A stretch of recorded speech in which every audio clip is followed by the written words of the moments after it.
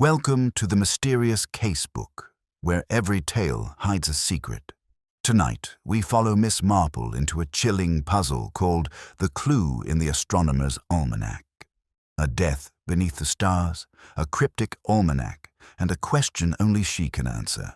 Now, light a candle, lean closer, and let the mystery begin.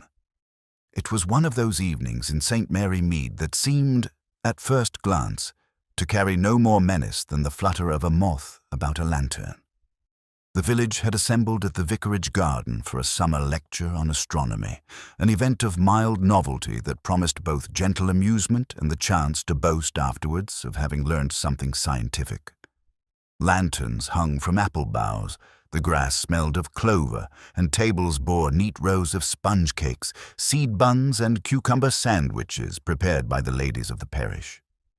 At the center of it all, resting heavily on the trestle table beside the tea urn, lay an impressively bound almanac with gilt-edged pages, the Astronomer's Almanac, 1937 edition, brought along for reference by the evening's speaker. That speaker, Professor Julius Denholm, was not a man easily overlooked.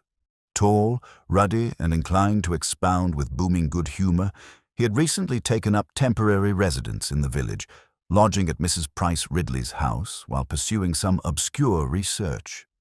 No one in St. Mary Mead had thought an astronomer particularly useful, but his manner, coupled with the sense of prestige in entertaining a man with university connections, gave him a measure of celebrity. Even Miss Marple, who sat near the back with her knitting, admitted to herself that there was a certain charm in his eagerness to bring the stars down to earth for ordinary folk. The lecture had proceeded with a curious mixture of wonder and tedium. While the younger villagers gaped at the notion of distant constellations and the unthinkable size of Saturn's rings, others whispered about his habit of taking brandy at luncheon and his increasingly heated quarrels with Dr. Haydock about whether science or faith offered the truer compass for mankind. The evening might have ended with nothing more alarming than a misplaced teacup, but fate seldom chose so simple a path in St. Mary Mead.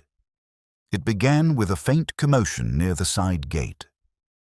Mr. Clement, the vicar, leaned forward to hush the murmuring parishioners as two young lads dragged forward a lantern, its flame guttering. Someone collapsed, one boy muttered breathlessly, and in that instant the hum of conversation stilled to silence. Beneath the elm tree at the edge of the lawn lay the astronomer himself, Professor Denholm, stretched flat upon the grass. His head rested at an unnatural angle, his eyes wide as though still fixed upon some distant star that only he could see.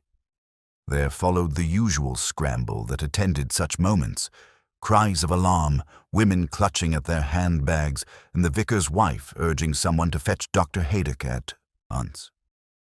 But even before the good doctor arrived, Miss Marple, still calmly seated, had noted several small but telling details. The overturned cup near the professor's right hand, the faint scent, oddly sweet and sharp, that lingered about the grass, and most of all, the almanac itself, its heavy pages creased as though someone had been hastily rifling through them in search of a particular passage. Dr. Haydock arrived within minutes, brisk and grave. He knelt, examined, and shook his head. "Dead," he pronounced, and quite suddenly, a seizure, perhaps. Though here his nostrils twitched, there's something more here than natural causes, I should think. His words, delivered in his usual blunt manner, spread like wildfire among the gathering. The villagers had arrived for stars and sandwiches. They were instead given the far more electrifying subject of death. Whispers flew. Has the professor been ill? Had he enemies? Old Mrs. Price Ridley sniffed and declared that the man had always looked a shade too red in the face. Mrs. Bantry leaned close to Miss Marple and whispered, "Mark my words, Jane. Something dreadful has happened. Poison, I shouldn't wonder." Miss Marple, who had already thought precisely that, only clicked her knitting needles softly together and gazed upon the still form beneath the elm tree. She noticed that no one had yet dared touch the almanac, It rested there on the table, its gilt lettering gleaming in the lantern light, as though it alone bore silent witness to the last hour of Professor Denholm's life. By the time Inspector Slack was summoned from Much Benham, speculation had reached fever pitch. Slack, as ever, wasted little courtesy. He pushed through the gathering crowd, took one glance at the body, and muttered, "We'll soon have the measure of this." His eyes narrowed at the almanac, then at the half-empty teacup on the grass. He turned to the villagers with an air of grim satisfaction. "No need to panic, ladies and gentlemen, but it seems we've got a case of foul play on our hands." The words hung in the warm summer air like smoke. The vicarage garden, so lately filled with laughter and chatter, was now marked forever as the site of a crime.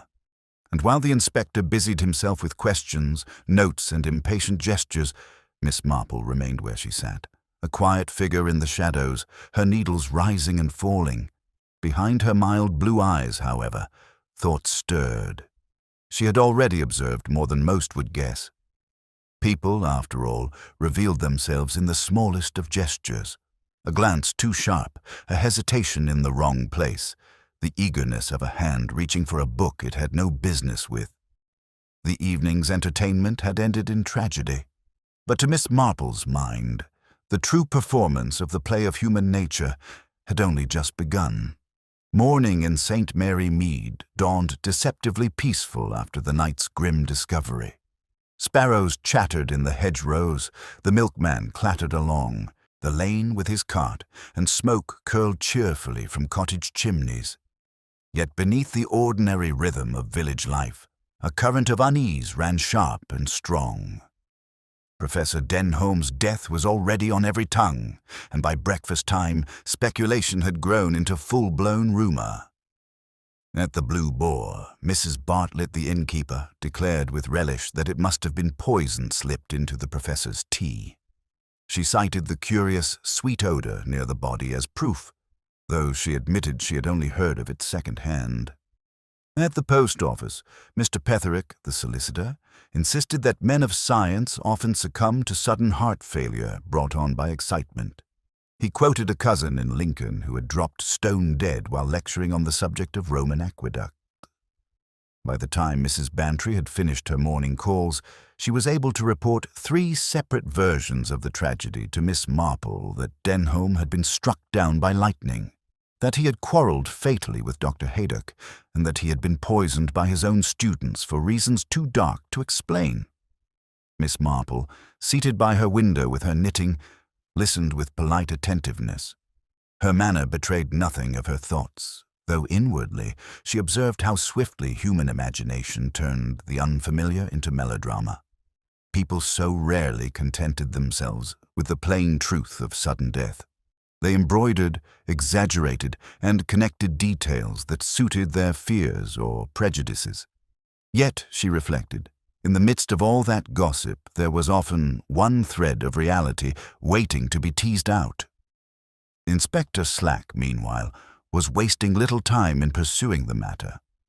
By mid-morning, he had summoned several villagers to the vicarage for questioning. His tone was brusque, his questions direct, and he showed every sign of hoping to produce a quick solution.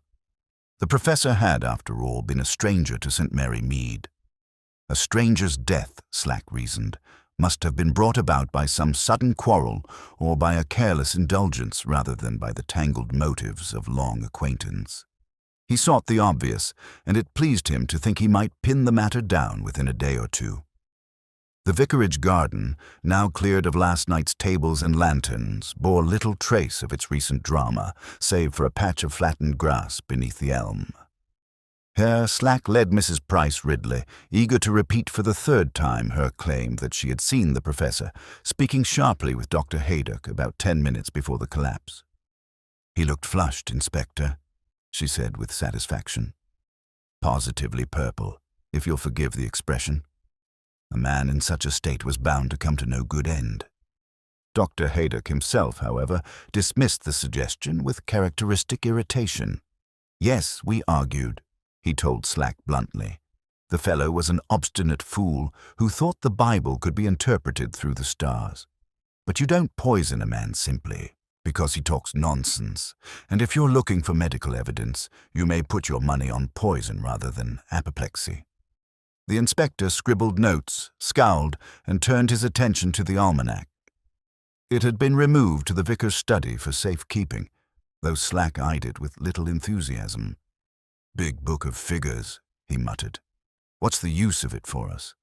Unless the man struck himself dead with boredom, I don't see how it enters the case." He ordered it locked away nonetheless, as if to satisfy the villagers that no stone, however weighty, would be left unturned. All the while, Miss Marple moved quietly among her neighbours, asking no questions yet missing little. She observed Mrs. Bantry's evident delight in repeating her tales, Mr. Clement's troubled frown as he tried to reconcile the occurrence with his sermon for Sunday, and young Leonard Price Ridley's nervous manner when anyone mentioned the professor's lodgings. She noted too that no one, save Dr. Haydock, seemed willing to approach the subject of poison directly. Fear of scandal still lingered in the village. Air poison was thought to belong to newspapers and novels rather than to the hedgerows of St. Mary Mead. In the early afternoon, a small crowd gathered at the high street as the coroner's cart carried the professor's body away. Some crossed themselves, others shook their heads. Miss Marple stood at the edge of the group, watching faces rather than the cart. She saw Mrs. Bartlett lean close to her husband and whisper something that made him start. She saw young Leonard glance quickly at his mother, who at once turned away with her usual air of offended dignity. These were not random gestures to Miss Marple's eyes. They were signals in a language she had spent her lifetime learning to read, the language of concealment. Later that day, Mrs. Bantry called again upon Miss Marple, this time with the air of someone bearing confidential intelligence. "My dear Jane," she said, "you may think me fanciful, but I cannot rid myself of the notion that the professor was searching for something in that book. Did you not notice how the pages were crumpled, almost as though he or someone else had been rifling through it just before he collapsed?" Miss Marple inclined her head. "Yes, my dear, I had observed it. Books are curious things, don't you think?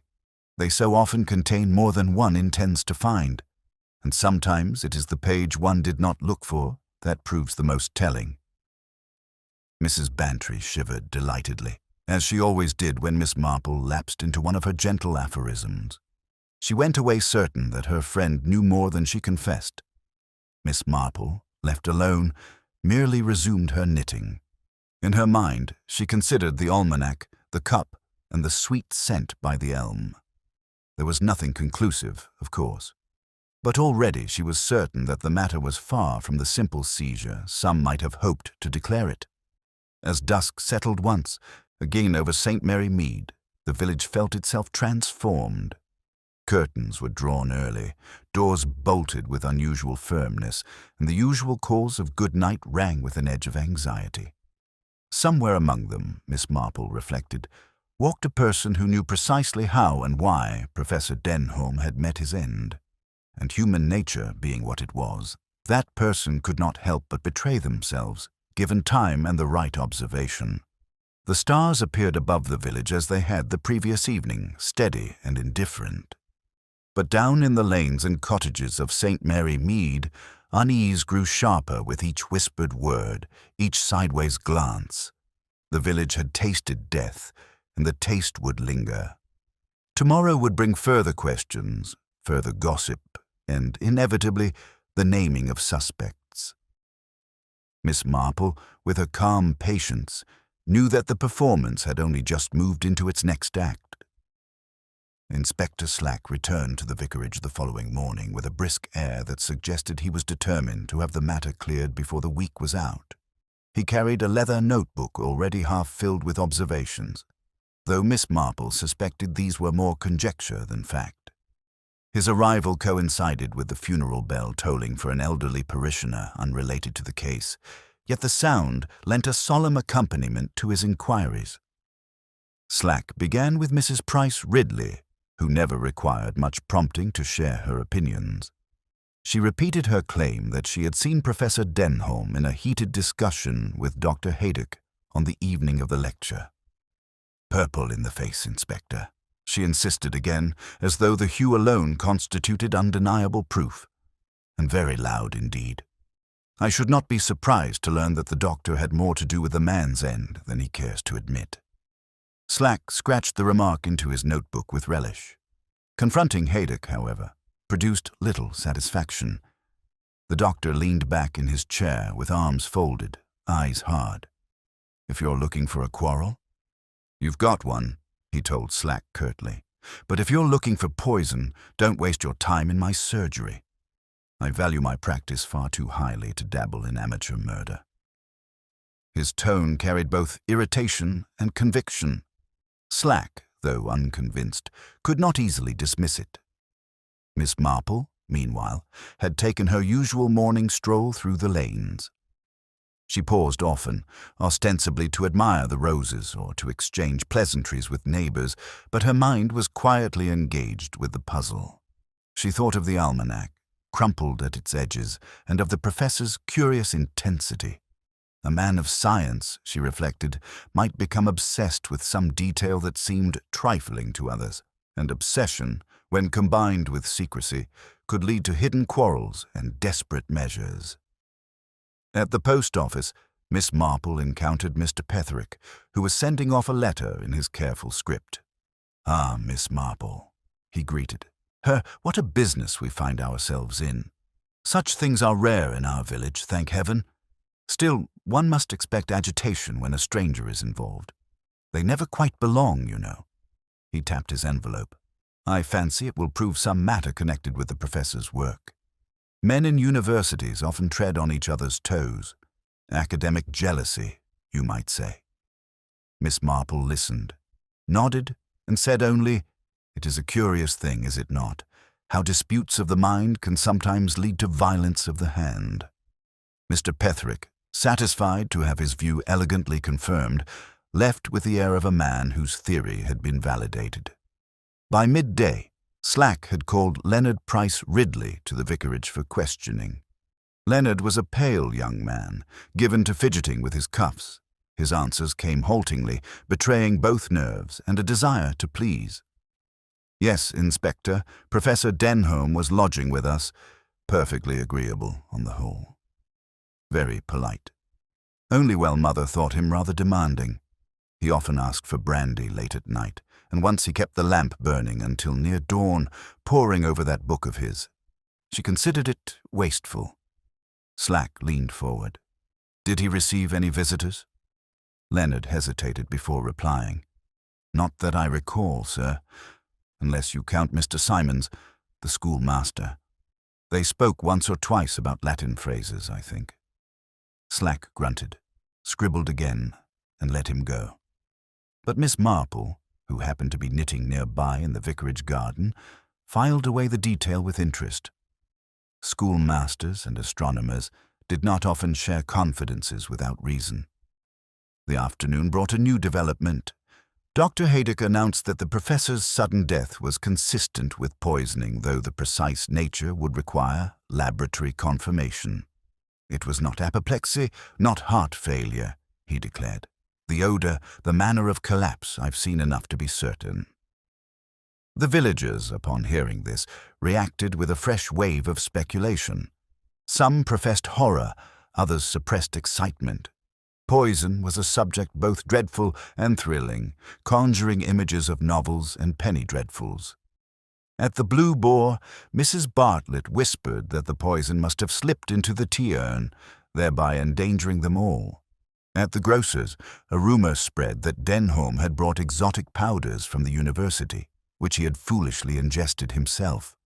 And in every cottage, the same question arose: who in the village had both motive and means? Inspector Slack grew more confident that the culprit must be close at hand.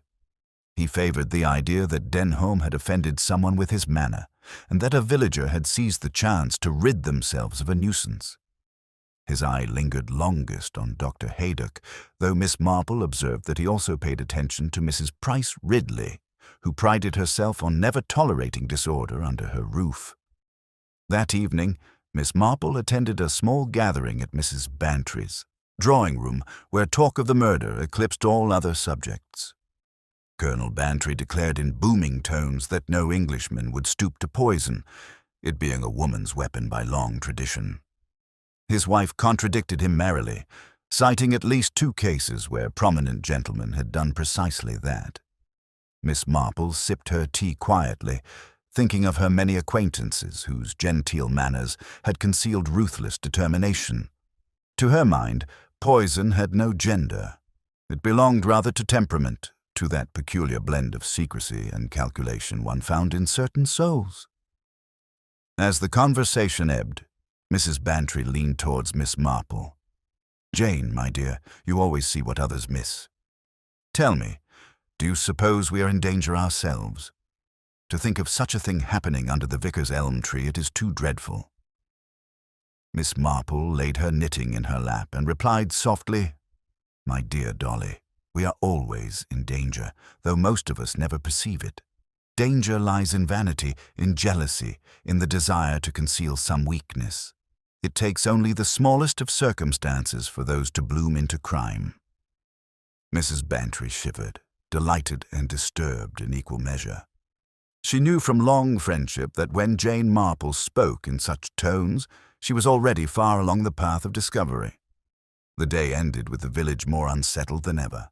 Lanterns were extinguished early, dogs barked at shadows, and even the children played with subdued voices in the lanes. Yet in the quiet of her cottage, Miss Marple remained calm. Her needles clicked rhythmically as she considered the details: the quarrel, the book, the nervous young man, and the curious friendship with the schoolmaster. Each was a thread. In time, she would discover how they were woven together. For now, she was content to watch, to listen, and to wait. Human nature, she knew, never stayed silent for long. Sooner or later, someone would betray more than they intended. And when that moment came, Jane Marple would be ready to notice what others ignored. By the 3rd day, Inspector Slack felt confident he was closing in on the truth. His brisk footsteps across the vicarage lawn, his clipped manner of speech, and the increasing thickness of his notebook all suggested a man who believed his quarry to be cornered. Word had spread through St. Mary Mead that the investigation was narrowing, and speculation had shifted from the general to the particular. The question was no longer whether the professor had been poisoned, but who among their number had administered it. Suspicion first fell heavily upon Dr. Haydock.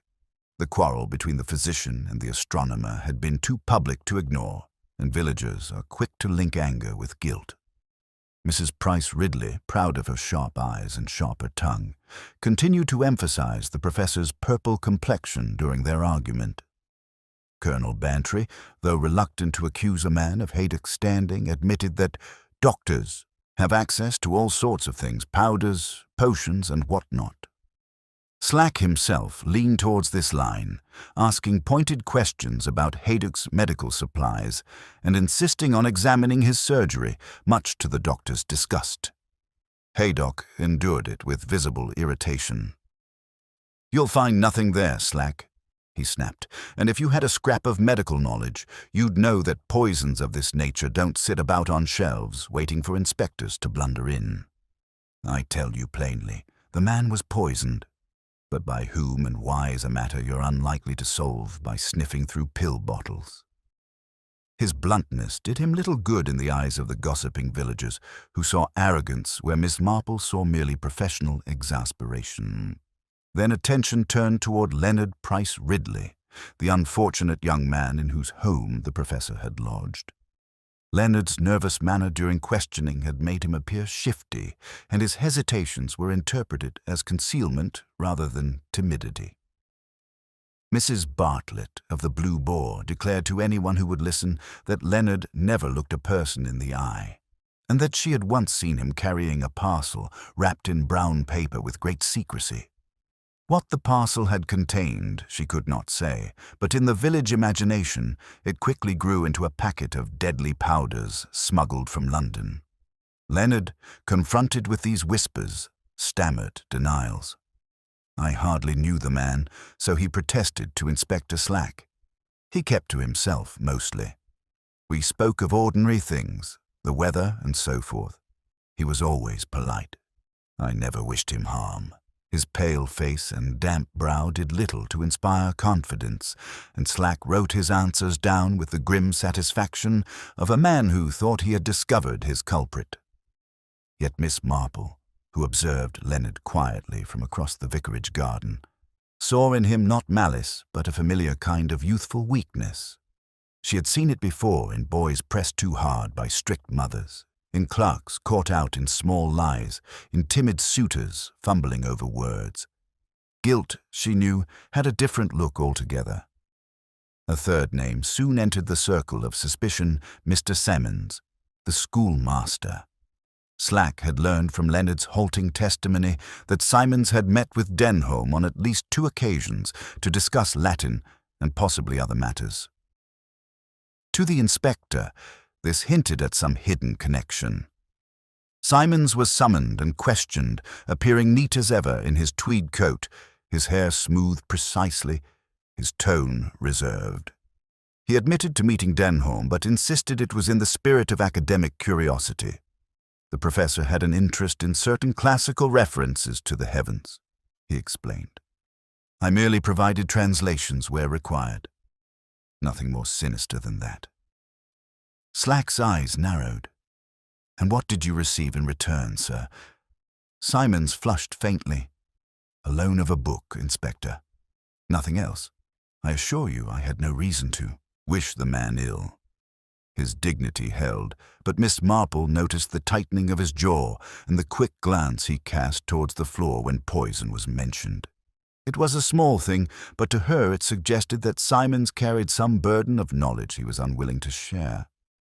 As the days passed, the village split itself into camps. Some believed firmly in Haydock's guilt. Others whispered darkly of Leonard's secrets, and a few suggested the quiet schoolmaster hid a darker nature behind his spectacles. Each theory was embroidered, debated, and retold until it took on the solidity of fact. Yet no one mentioned the Almanac, which remained locked in the vicar's study, heavy and silent, its crumpled pages untouched. Miss Marple alone kept it in her thoughts, certain that its disturbed state was no accident. She reflected often upon the nature of suspicion itself. People, she knew, were quick to assign guilt based upon manner rather than action. A loud quarrel, a nervous stammer, averted eyes, these were enough to condemn a man in the court of gossip. Yet real guilt often wore a mask of composure. She remembered cases from her youth, tales of servants accused unjustly while the true thief was the most genial of gentlemen. Human nature, she mused, delighted in disguises. One afternoon, Miss Marple sat with Mrs. Bantry in the drawing-room, their tea steaming gently on the tray. Mrs. Bantry, full of theories, leaned close. My dear Jane, between ourselves, I think it must be Leonard. The poor boy is quite terrified, which can only mean he has something dreadful to hide. And Mrs. Price Ridley is so very strict, perhaps the young man snapped under pressure. Miss Marple gave a gentle smile. Yes, Dolly, that is very possible, though I have often observed that those who look most afraid are not always those most guilty. Sometimes fear is simply fear of discovery, of shame, of accusation. Mrs. Bantry looked disappointed. She much preferred certainty, even if it was misplaced. Meanwhile, Inspector Slack prepared to make an arrest. He had all but convinced himself of Leonard's guilt, citing his proximity, his opportunity, and his peculiar behavior. A warrant seemed imminent, yet Miss Marple, hearing the whispers, merely shook her head. It is very rarely the obvious, Inspector, she remarked when he boasted of his progress. One must always consider what lies beneath appearances. Human nature, after all, is most deceptive when it seeks to appear simple. Slack dismissed her words with a snort. To him, Miss Marple was an old lady with too many fantasies. But Miss Marple continued to observe, knitting calmly as she pieced together the puzzle. The first suspects had been named, but she felt certain the true story had yet to be uncovered. Motives still lay hidden, like roots beneath the soil. And until they surfaced, the village would continue to buzz with half-truths and fears. As evening fell once more upon St. Mary Mead, lamps glowed in cottage windows and curtains were drawn against the night. The village had chosen its suspects, but the real murderer walked still among them, unseen and unsuspected.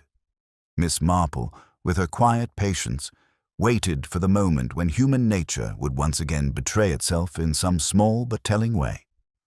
The morning after Leonard Price Ridley narrowly escaped arrest, the village awoke to a curious hush. For all the chatter of the previous days, a mood of expectancy now hung over St. Mary Mead, as though the villagers sensed that events were poised to take a new turn. Inspector Slack, dissatisfied yet determined, had gone to Much Benham to consult with the coroner and obtain further reports on the poison. He left behind a community restless for resolution and eager for news. Miss Marple, however, went about her day with her usual composure. She attended to her roses, exchanged greetings with neighbors, and allowed her eyes to notice what others overlooked. It was in the post office that she came across the first small detail that pricked her attention. Mrs. Hart, the postmistress, was sorting letters when Miss Marple entered. On the counter lay an envelope addressed in a neat, firm hand to Professor Denholm. It was postmarked only the day before his death, and had arrived too late to be delivered. Mrs. Hart explained that, given the circumstances, it had been returned to the vicarage along with the professor's other effects. Miss Marple glanced at the address. Nothing unusual there, save that the envelope bore the faintest smudge of ink along one edge, as though someone had tried to blot it hastily. Most would not have noticed such a thing, but to Miss Marple it hinted at urgency, perhaps even agitation on the part of the writer. She did not ask to read the letter, it was not her place, but she tucked the image of that ink smudge away in her mind, alongside the crumpled pages of the Almanac and the sweet odor by the elm. Later that afternoon, she found herself at the vicarage, where Mrs. Clement was gathering the professor's possessions for storage. The Almanac lay once more upon the study table, its heavy covers closed but its spine showing signs of strain. Mrs. Clement, eager to be rid of the disturbing volume, remarked that it was nothing but a collection of astronomical charts and calculations. "A great deal of fuss about the stars," she said, dusting her hands. "Surely nothing in it could concern us here." Miss Marple's eyes twinkled gently, though her voice remained mild. "Oh, my dear, one never knows. Books have such peculiar uses. I once knew a young maid who hid her sweetheart's photograph in the pages of the parish hymnal, and I dare say others have concealed far more dangerous things between covers, meant for innocent study." She let her words drift into the air like idle chatter, but she did not miss Mrs. Clement's slight start.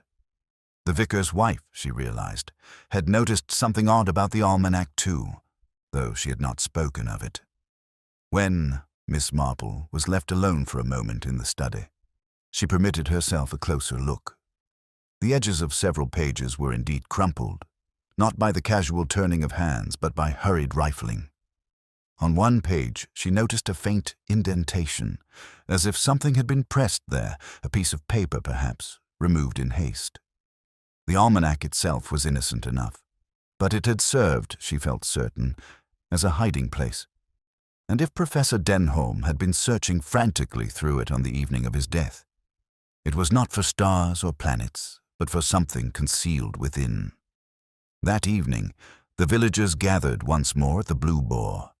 Conversation circled endlessly around the same suspects, yet a new rumor had begun to circulate. Mrs. Bartlett declared she had heard from her cousin that Professor Denholm had once been accused of theft at his university, though the matter had been hushed up. Others scoffed, others believed, and still others embroidered the tale with new details. Amid the gossip, Miss Marple sat quietly, sipping her weak tea and studying the faces around her. She noticed how Mr. Simmons, the schoolmaster, stiffened whenever the Almanac was mentioned. He concealed it with a cough or a change of subject, but the reaction was there. She stored it carefully away. Inspector Slack returned late that night, weary but satisfied. He announced at the vicarage that the poison had been identified as digitalis, derived from foxglove. Common enough and found in any garden, he declared. But potent, make no mistake. It could have slipped easily into a cup of tea. He glanced meaningfully at Leonard Price Ridley, who had joined the gathering, and at Dr. Haydock, whose medical knowledge placed him in convenient proximity to the substance. Slack's eyes gleamed. He thought the circle was tightening. Miss Marple, however, thought otherwise. Digitalis was indeed common, too common. To her mind, that very fact suggested deliberation.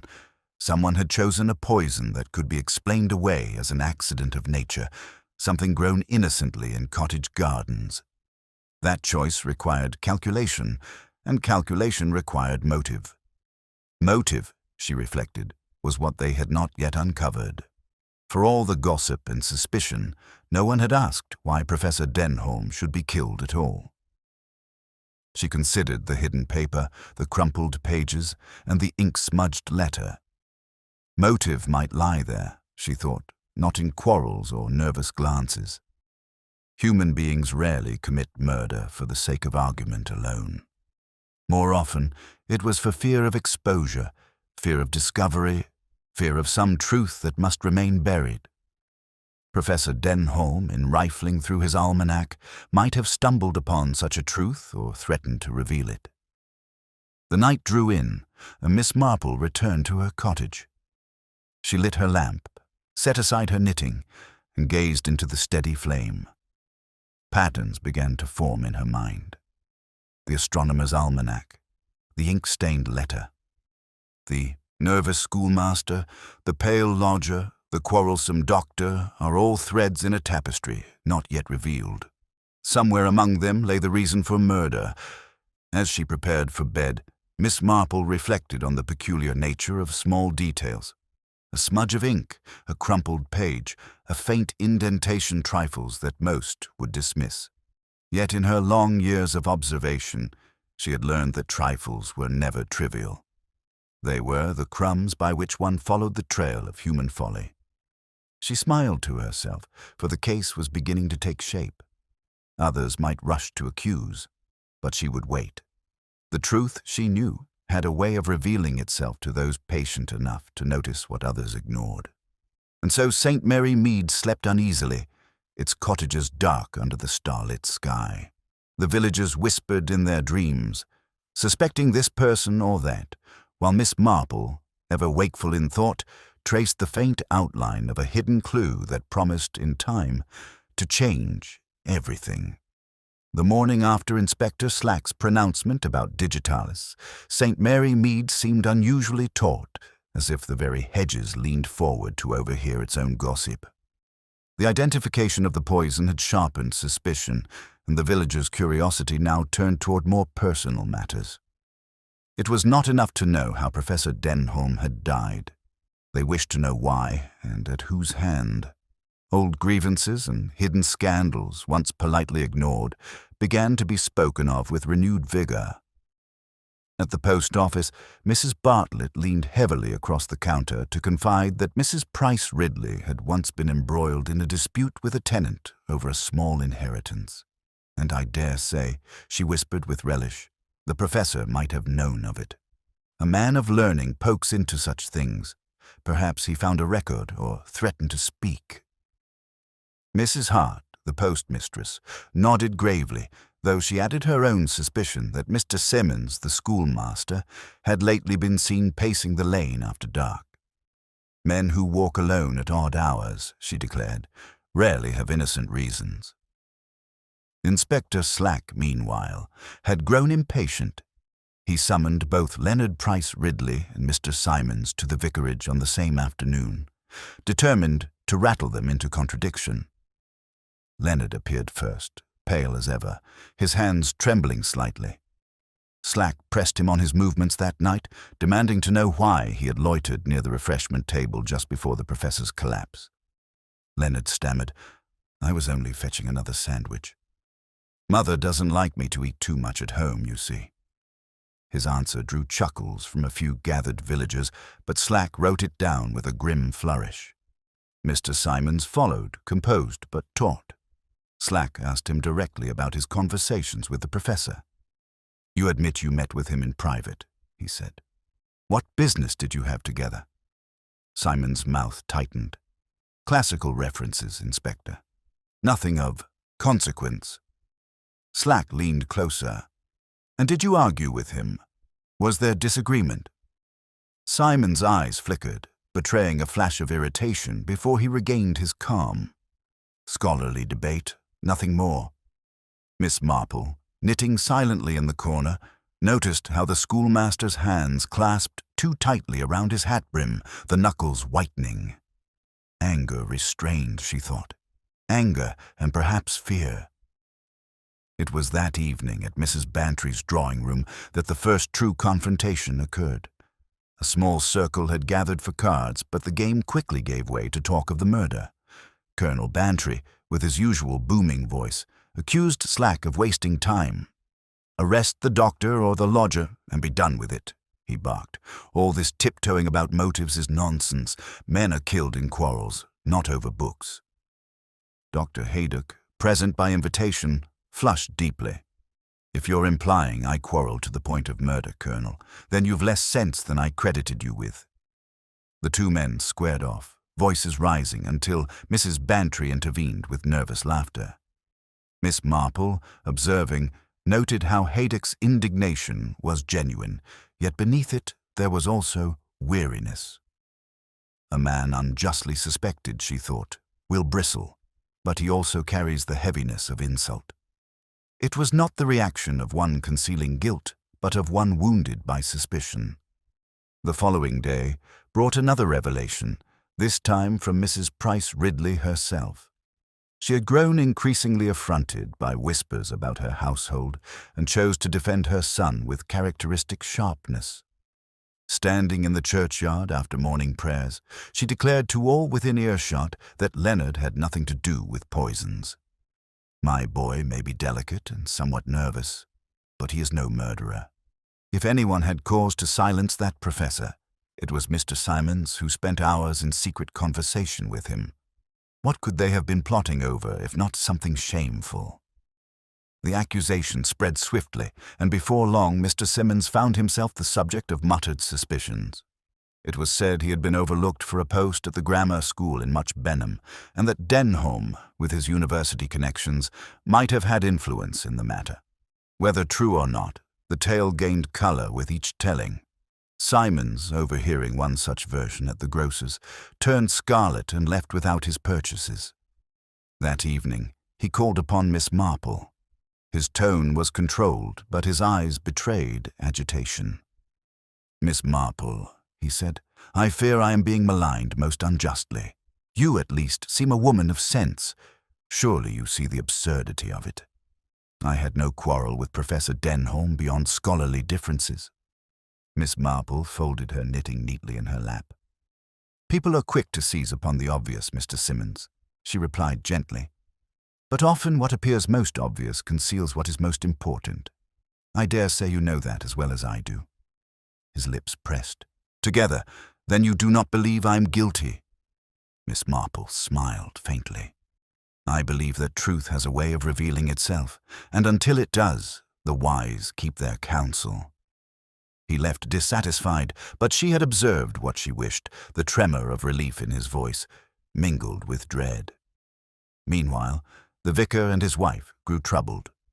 Mrs. Clement confessed to Miss Marple that she had once seen the professor holding a folded paper, which he had slipped hastily into the almanac when she entered the room. "He looked so very startled," she admitted, "that I could not help but think it was important. And now the paper is gone." Miss Marple nodded gravely. This then confirmed her suspicion the almanac had concealed more than calculations. It had held something tangible, something worth killing for. As the sun set that day, casting long shadows across the church spire, the village was more divided than ever. Haydock bristled under suspicion, Leonard quailed under his mother's fierce defense, and Simons walked with shoulders hunched, avoiding the eyes of neighbors. Each bore secrets and resentments that could, in theory, supply motive. Yet Miss Marple sensed that none of these, in themselves, explained the full picture. The hidden paper, the smudged letter, the crumpled pages all pointed to a deeper cause. That night, seated by her lamplight, Miss Marple reflected upon the tangled web of human nature. Villagers were like her garden roses, their outward bloom concealing hidden thorns. Confrontations revealed tempers, gossip revealed prejudice, and secrecy revealed fear. It was all part of the same pattern. And somewhere within that pattern lay the truth of why Professor Denholm had died beneath the elm tree. The secrets of St. Mary Mead were surfacing, piece by piece. Yet Miss Marple knew the true confrontation was still to come. The murderer, whoever they were, had acted from fear of exposure. And fear, she reflected, is the one secret that never stays hidden for long. The village had grown accustomed to suspicion settling on a small circle of names, and for a brief time it seemed as though the gossip might stagnate. Dr. Haydock remained defiant, Leonard Price. Ridley wilted under whispers, and Mr. Simons walked with tight lips and downcast eyes. But just as certainty threatened to harden into premature conclusion, an event occurred that jolted St. Mary Mead back into fresh alarm. It happened late on a Thursday evening. Mrs. Hart, the postmistress, discovered her back door unlatched and a drawer in her bureau rifled through. At first, she thought it was the work of village children or perhaps a tramp, until she realized what was missing. The drawer had contained a bundle of letters held for safekeeping, among them the undelivered envelope addressed to Professor Denholm. The very letter that had so intrigued Miss Marple with its smudged ink was gone. The news spread rapidly the next morning.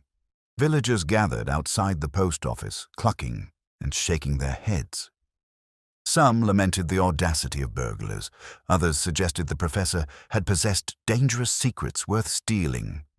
Inspector Slack, summoned in haste, examined the drawer with a scowl. "Not burglary," he declared. "Nothing else taken. Someone wanted that letter, and only that."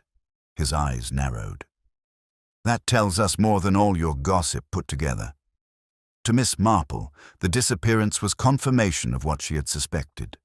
The letter mattered. Whatever it contained had been sufficient to drive someone to risk exposure. But rather than leap to conclusions, she turned her mind to the human element. Who in St. Mary Mead had both the desire and the nerve to break into Mrs. Hart's post office under cover of darkness? She observed the faces in the crowd that morning: Leonard, pale and anxious as ever; Simons, stiff and guarded; Dr. Haydock, grim and impatient. Each looked unsettled, but for different reasons. The guilty, she reflected, are rarely the ones who appear most alarmed.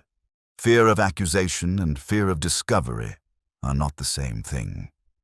That afternoon brought further disturbance. Mrs. Bantry, bustling into Miss Marple's garden with the air of one bearing grave tidings, announced that someone had attempted to enter the vicarage study as well. The lock had been found scratched, the handle forced, though nothing was missing.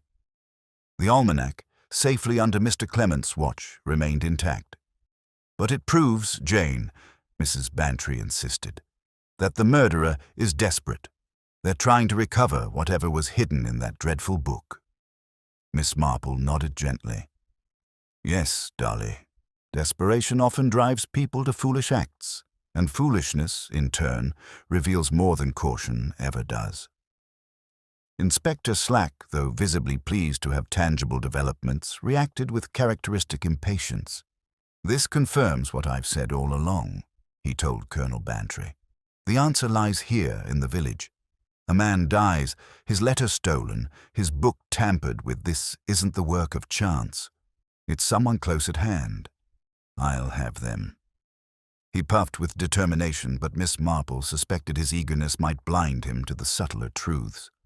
Slack liked things straightforwardly. She knew, rarely was. The villagers, for their part, grew more excitable with every whisper. At the Blue Boar, it was declared as fact that the professor had been blackmailing someone.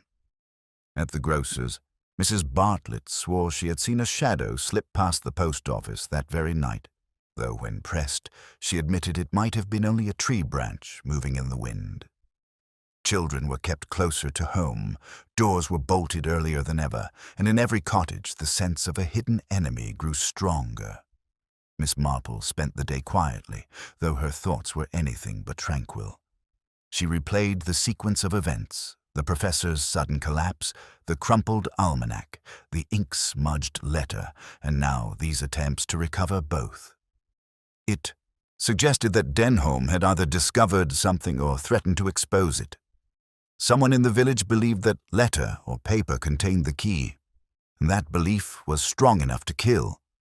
That evening she took tea with Mrs. Price Ridley, whose pride had not diminished despite the rumors swirling around her son. She complained bitterly of the villagers' cruelty, their readiness to suspect Leonard.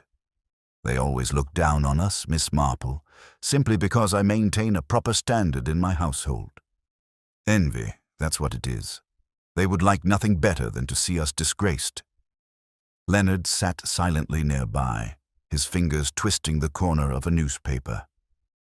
Miss Marple watched him carefully. His mother's indignation was genuine, but the boy's fear had deepened. Whether it was fear of guilt or of unjust suspicion, she could not yet tell. Human nature was capable of both. As dusk fell, the village once more seemed steeped in secrecy. Lamps flickered in windows, doors were locked, and whispers traveled swiftly from one lane to the next. Miss Marple, seated by her own hearth, considered how swiftly suspicion shifted. Only days ago, Leonard had stood at the center of gossip. Now the theft of the letter had cast doubt on others as well. Perhaps the guilty party hoped the act would confuse matters, to spread suspicion more widely. Yet to Miss Marple, the very desperation betrayed a pattern.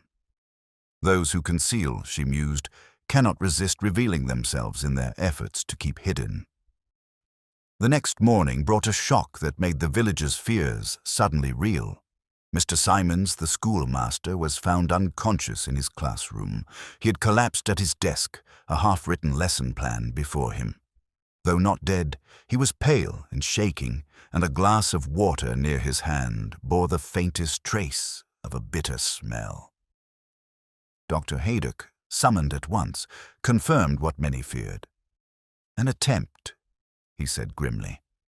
"Someone has tried to poison him, and not with much skill either. Had he drunk the whole thing, he would not be with us now." The revelation struck the village like a thunderclap. Whispers turned to cries, fear turned to panic. Another poisoning, in so short a span, could only mean the murderer was still active and desperate enough to silence others. Inspector Slack declared the case urgent, his notebook flapping like a banner as he hurried from cottage to cottage. "This is connected," he insisted. "Mark my words, Simons knew something, and someone wanted him quiet." Villagers nodded, horrified, and clutched their children closer. Miss Marple, however, remained calm. She had seen such escalation before. Crime, once begun, often spiraled in this way, the guilty striking again in fear that their first act might be uncovered. She thought again of the missing letter, the crumpled almanac, and the look in Simon's eyes when questioned. Yes, he had known something, and now someone had tried to silence him, but in the attempt they had revealed more than they intended. As the bells of St. Mary Mead tolled the hour, the village found itself deeper in the shadow of murder than ever before.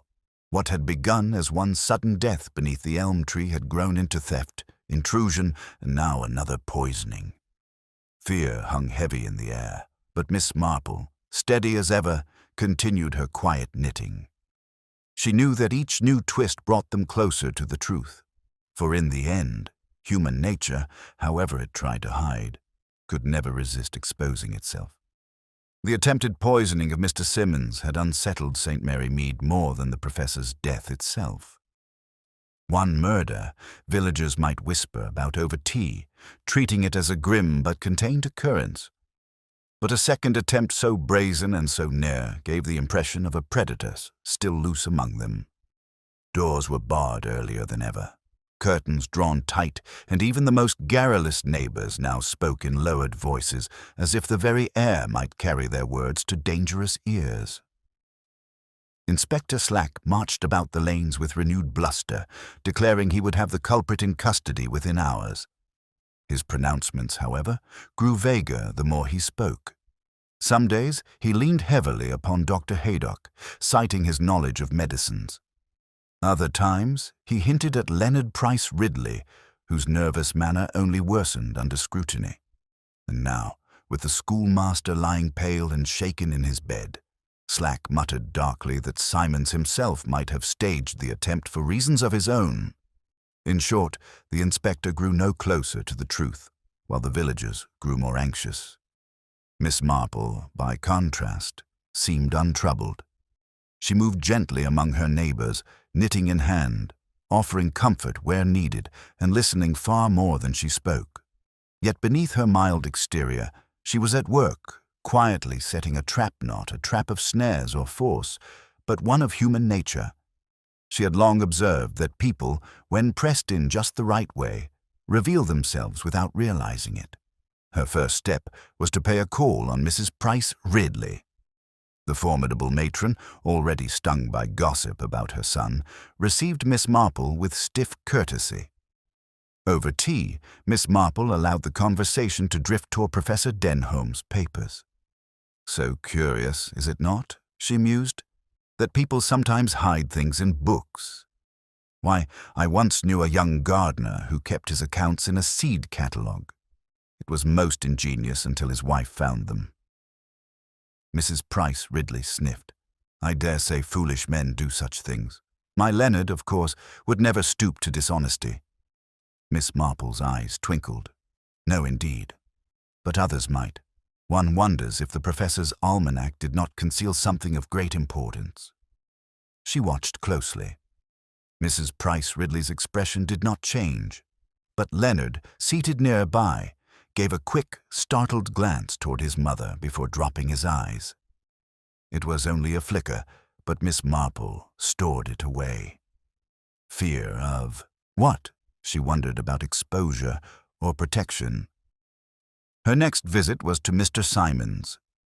The schoolmaster, pale from his recent ordeal, lay propped on pillows in his cottage.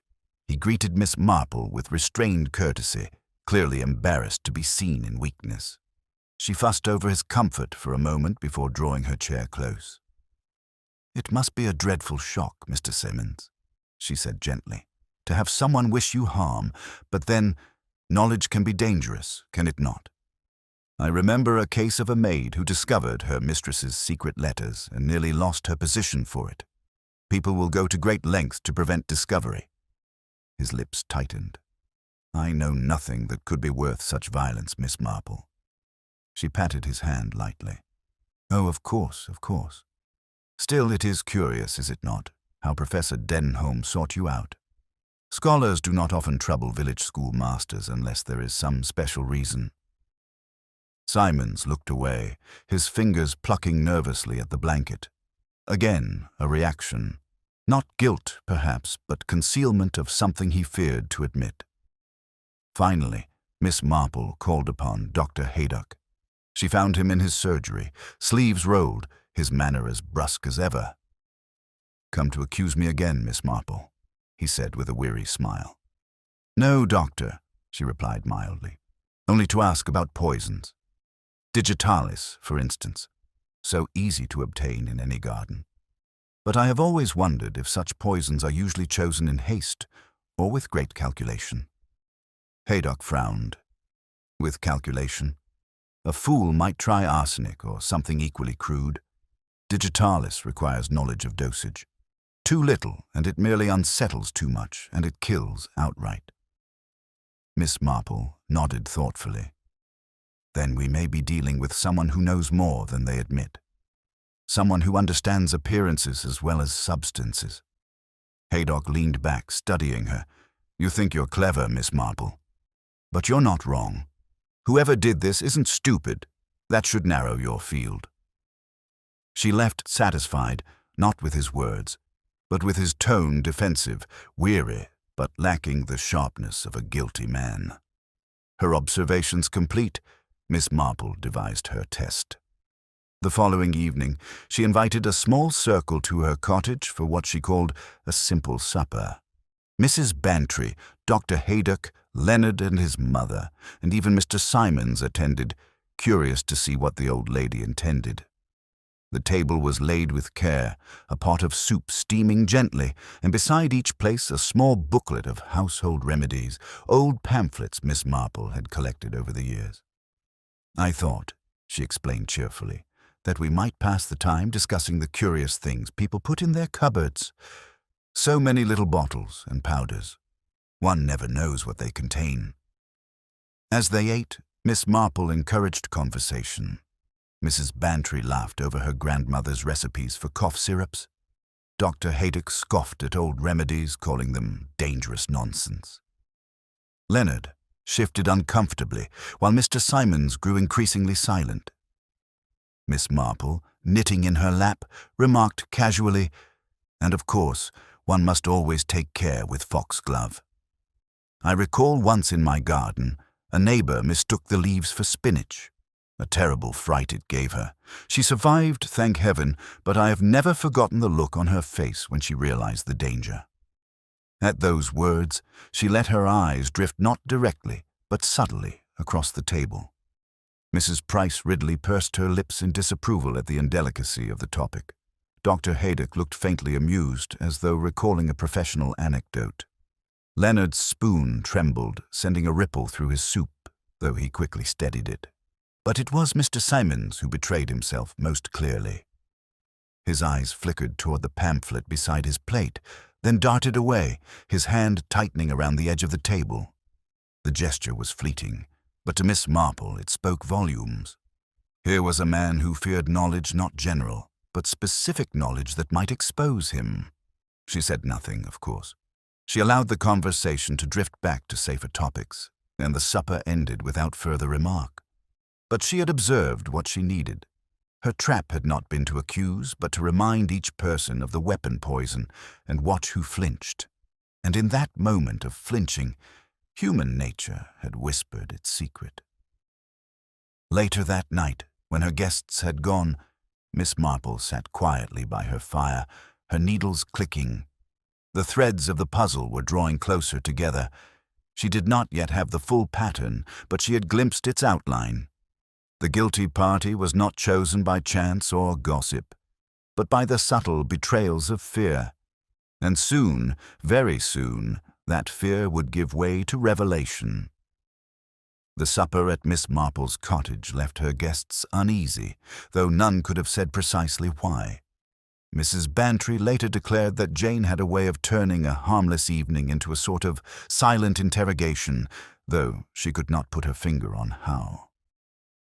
Leonard Price Ridley lay awake that night, restless under his mother's reproaches about trembling over his soup. Mr. Simons, pale and taut, shut himself in his study with his books, as though they might shield him from the memory of foxglove leaves, and Dr. Haydock, though robust enough to scoff at the whole affair, admitted privately to Colonel Bantry that the old girl has eyes like a hawk. She sees too much, even when she seems to see nothing. The following morning, Inspector Slack announced that he was ready to act. He strode into the vicarage, notebook in hand, and informed Mr. Clement that Leonard Price Ridley was his man. The boy's weak as water, Slack insisted. Can't look a man in the eye.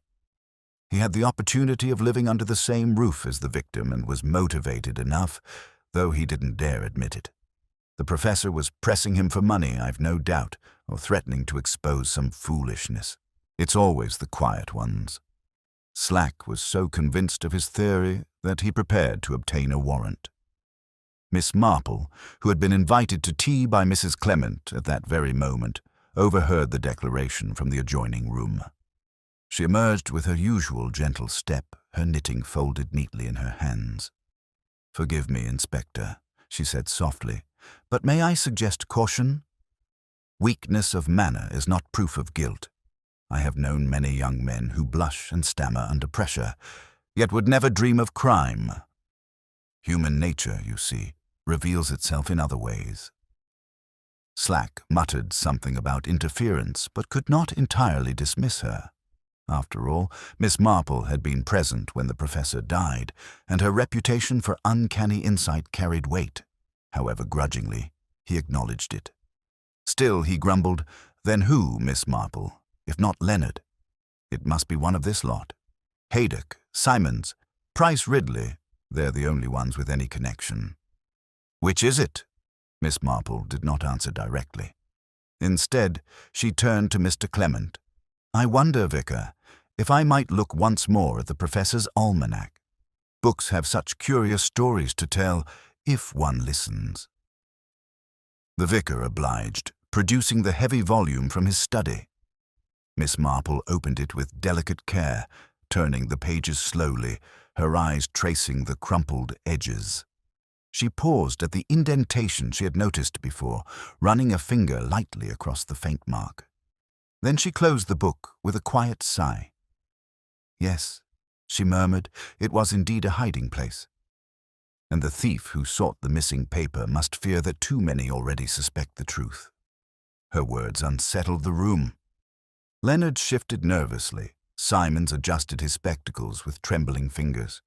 Even Mrs. Price Ridley, usually impervious to innuendo, paled slightly. Dr. Haydock, however, gave a short laugh. "Well, whoever it was, they've made a mess of it. Another attempt at poisoning, and still no further along. If they meant to silence Simons, they bungled it badly."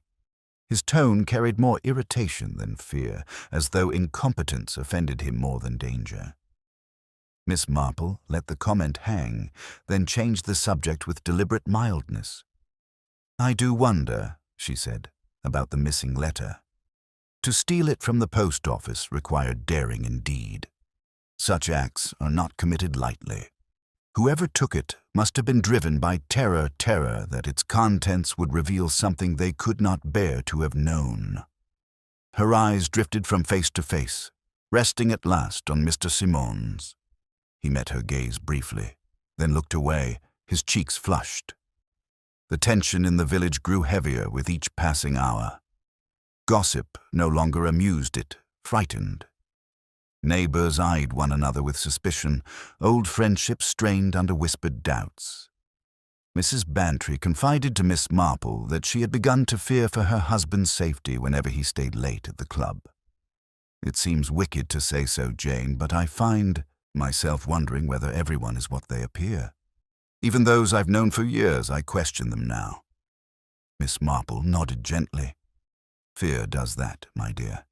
It magnifies shadows until even the familiar becomes strange. But truth has a way of piercing shadows. We must be patient." She offered comfort, though in her own mind she knew the time for patience was nearly over. The net was tightening.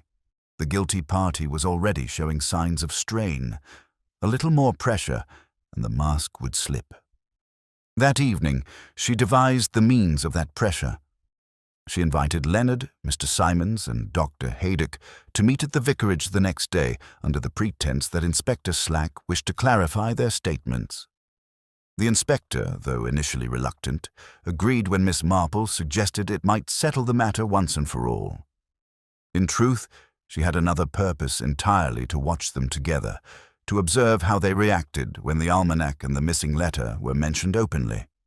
When the appointed time arrived, the three men sat stiffly in the vicarage drawing-room, each wary of the others. Slack began with his usual bluster, asking routine questions. Leonard stammered. Haydock snapped. Simons grew curt. Miss Marple, seated quietly in the corner, waited for her moment. At last, she said, in her gentle, unassuming way, "I do wonder what was in that missing letter. Perhaps it was nothing more than a request for money. Or perhaps it spoke of something hidden in the almanac. One thinks of blackmail, perhaps. Such things have destroyed many lives. I remember a case once, years ago, when a poor girl's secret was discovered in just such a fashion. Her words were spoken as idle reminiscence, but their effect was electric. Leonard went pale as milk, gripping his chair arm. Haydock frowned, unimpressed. But Mr. Simmons shifted suddenly, his hand rising to his throat as though to loosen a tightening collar. His eyes darted to the almanac on the table, then back to Miss Marple. It was only an instant, but it was enough.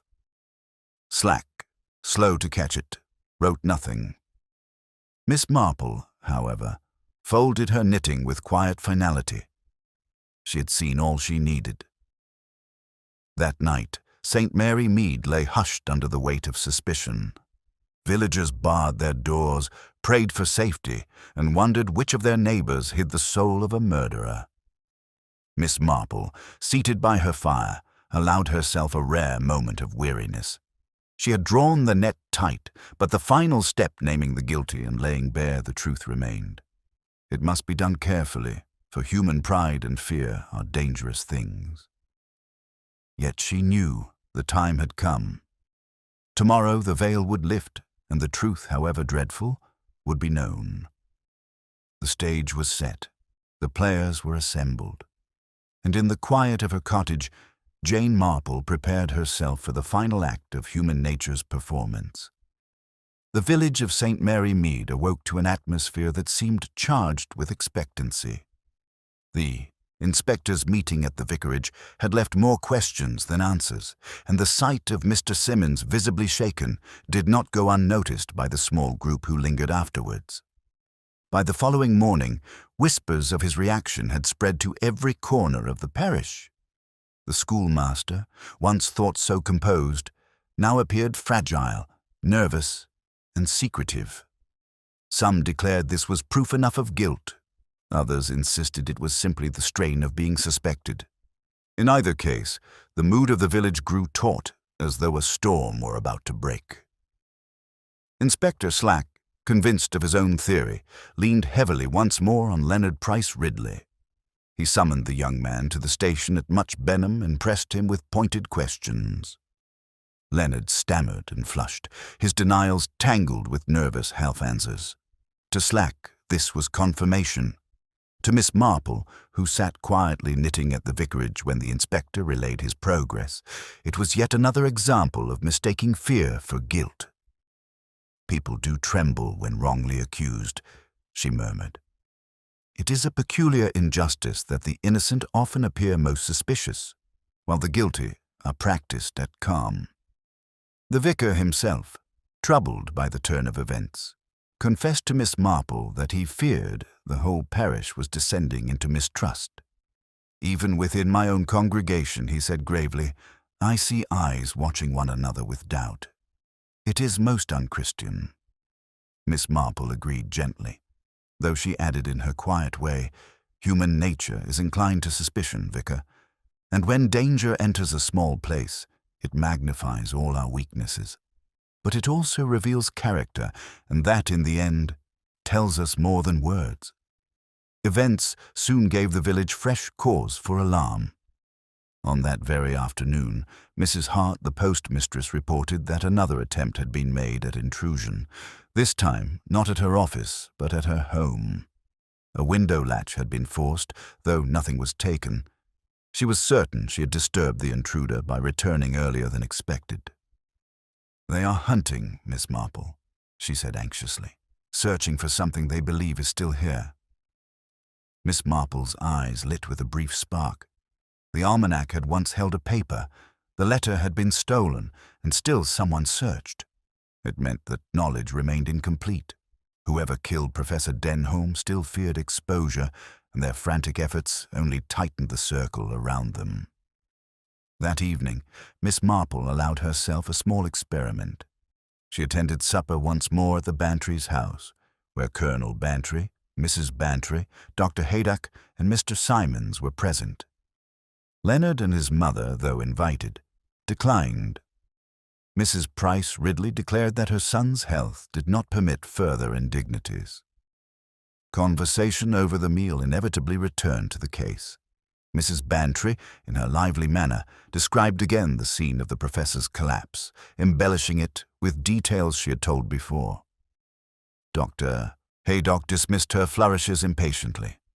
But Miss Marple, sitting quietly with her knitting, interjected softly.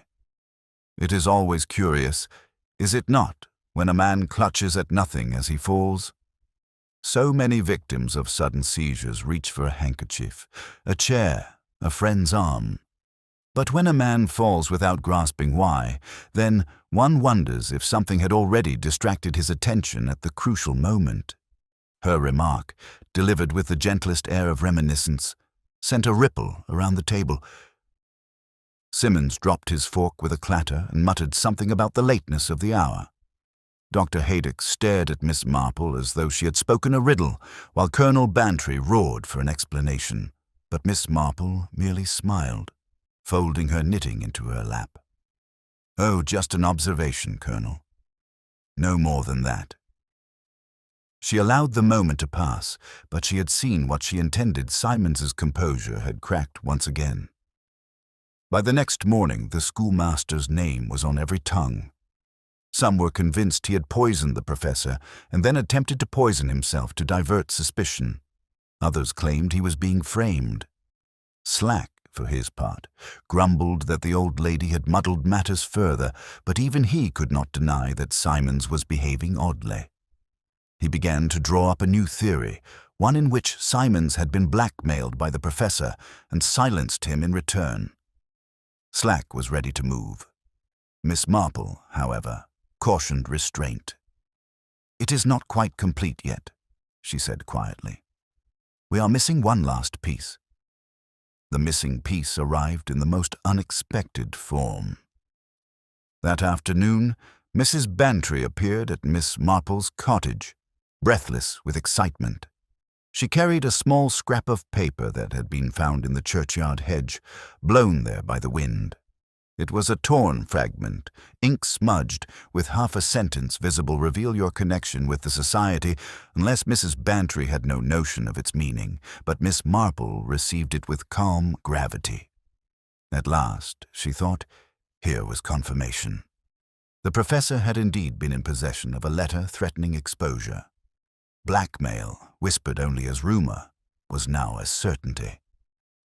Miss Marple tucked the fragment into her work-basket and said nothing of its significance to Mrs. Bantry, who left satisfied that she had brought important news.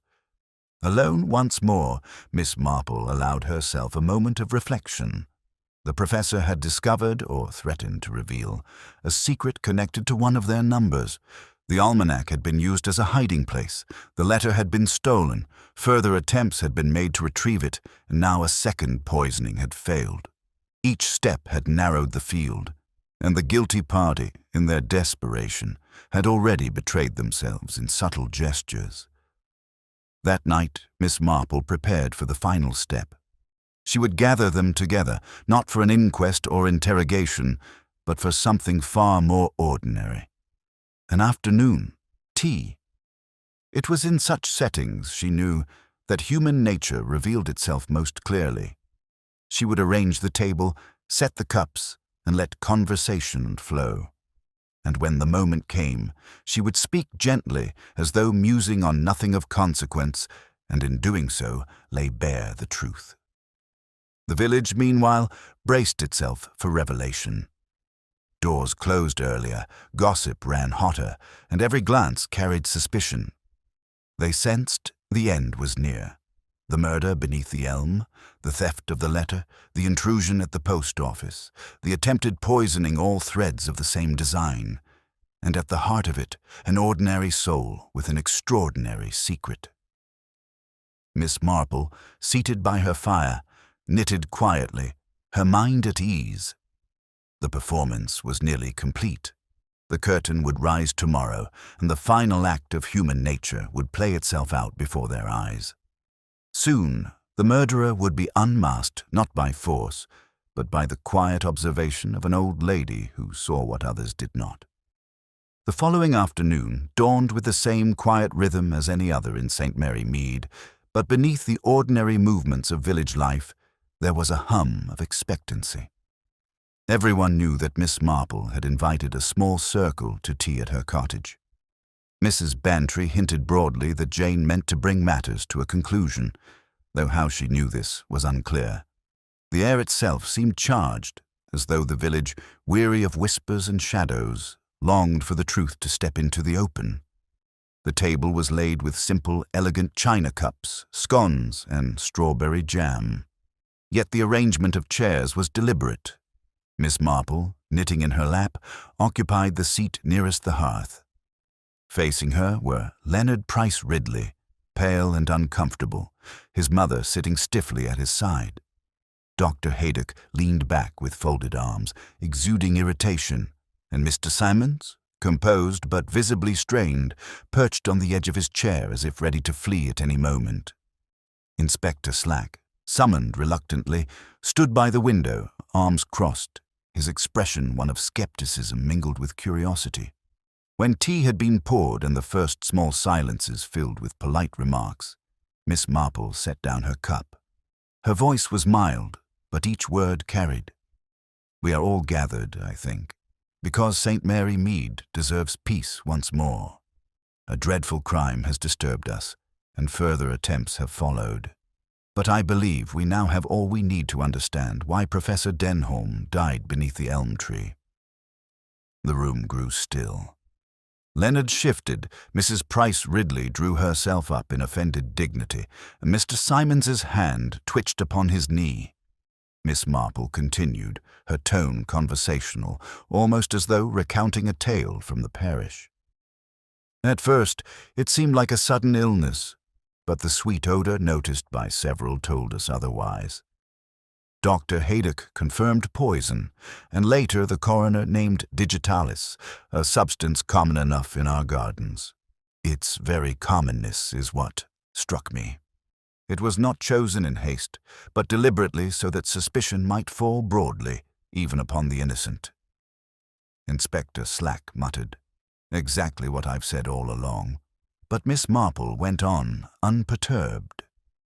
"Yes, Inspector, but method is not the motive. We needed to know why the professor was killed.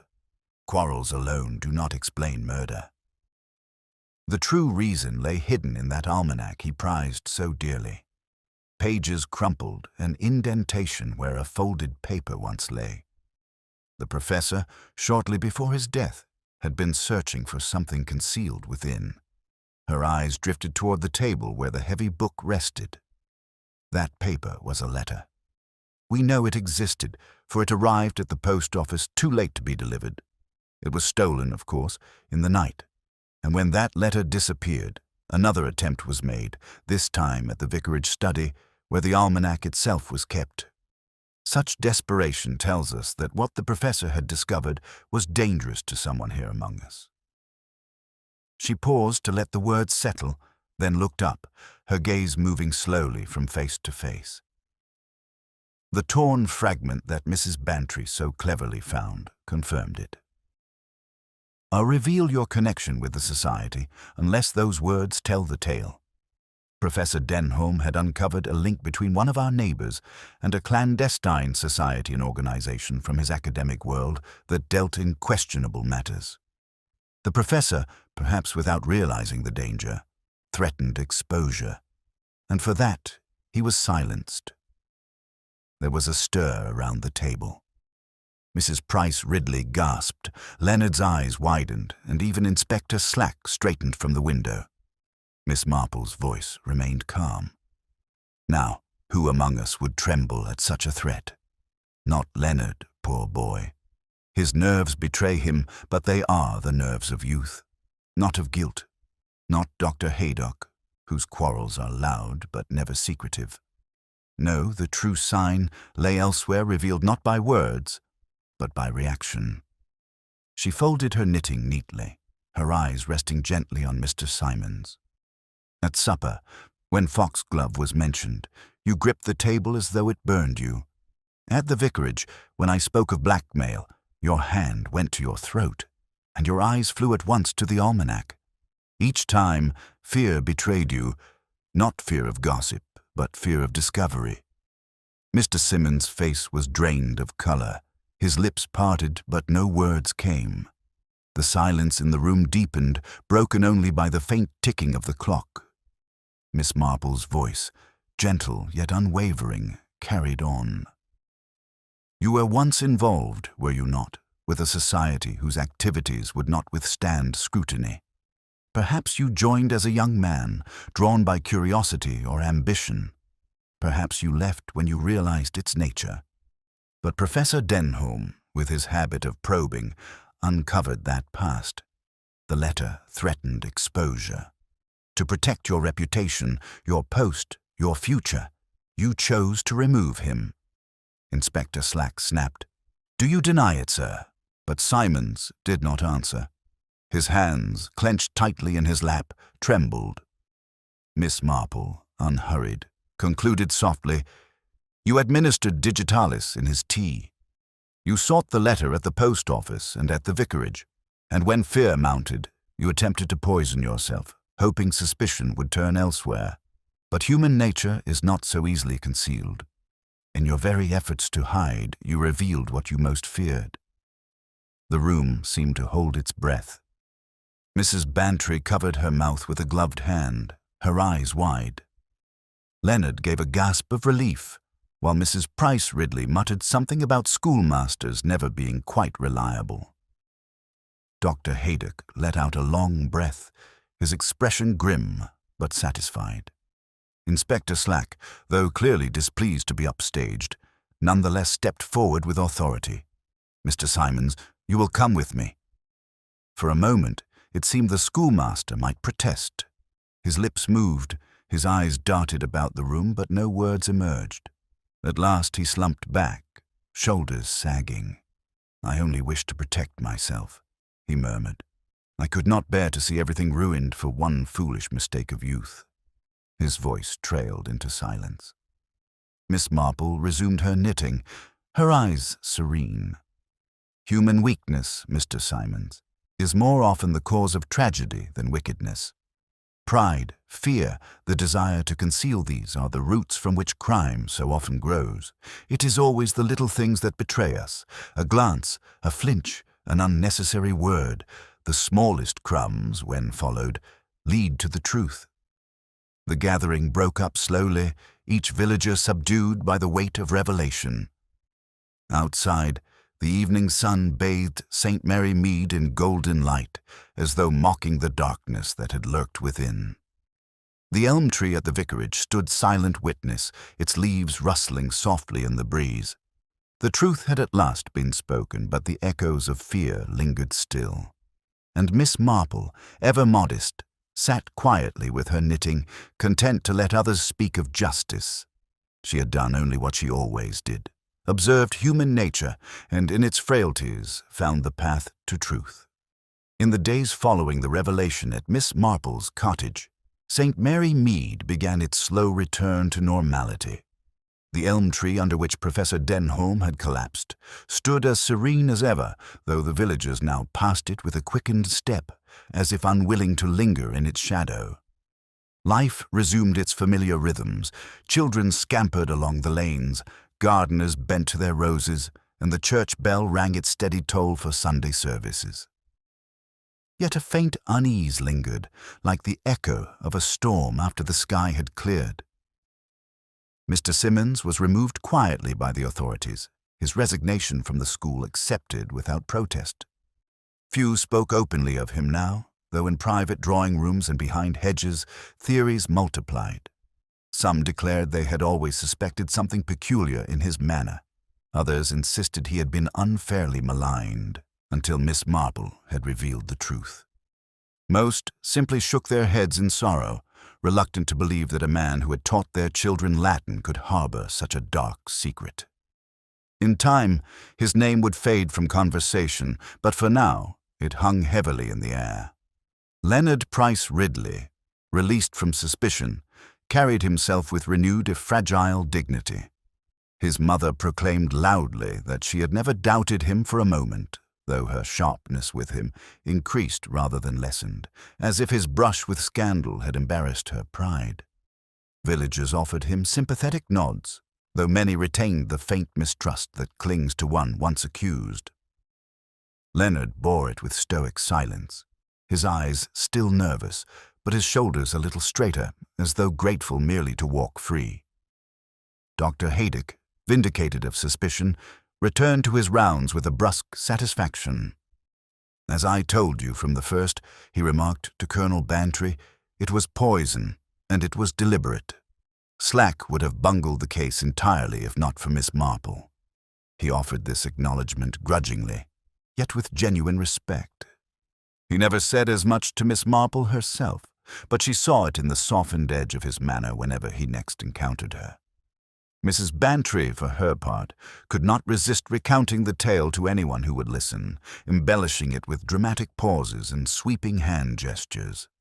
And then, my dear, Jane sat there as calm as you please, her needles clicking, and in that soft voice of hers, well, she might have been discussing the weather. And yet she laid the whole thing bare before our eyes. You could have heard a pin drop. Those who heard the story shook their heads in admiration, though many admitted privately that they would never have thought the old lady capable of such piercing insight. Inspector Slack grumbled more than ever, though he could not escape the truth. "She has the devil's own knack for spotting things," he admitted to the sergeant at much Benham. "I don't like it, mind you, but I can't deny it. Still, one day she'll be wrong, and then we'll see." Yet in his heart, he knew he had been outmaneuvered, and that his case would have remained unresolved but for her. Through it all, Miss Marple remained exactly as she always was. She took her tea at 4 o'clock, tended her garden, and exchanged polite greetings with her neighbors. She never sought praise, nor did she speak of her role in the affair unless directly pressed. To those who congratulated her, she replied simply, "It was nothing really. Human nature is very much the same everywhere. People do reveal themselves if one only takes the trouble to look." And then she would return to her knitting, her needles flashing quietly in the afternoon light. Yet in the privacy of her cottage, Miss Marple reflected more deeply. Professor Denholm had not been an unkind man, but he had been careless with secrets, prying into matters without considering the fear he might awaken. Mr. Simons had not been wicked so much as weak, terrified of disgrace, willing to kill rather than face exposure. It was a pattern Miss Marple had seen many times before.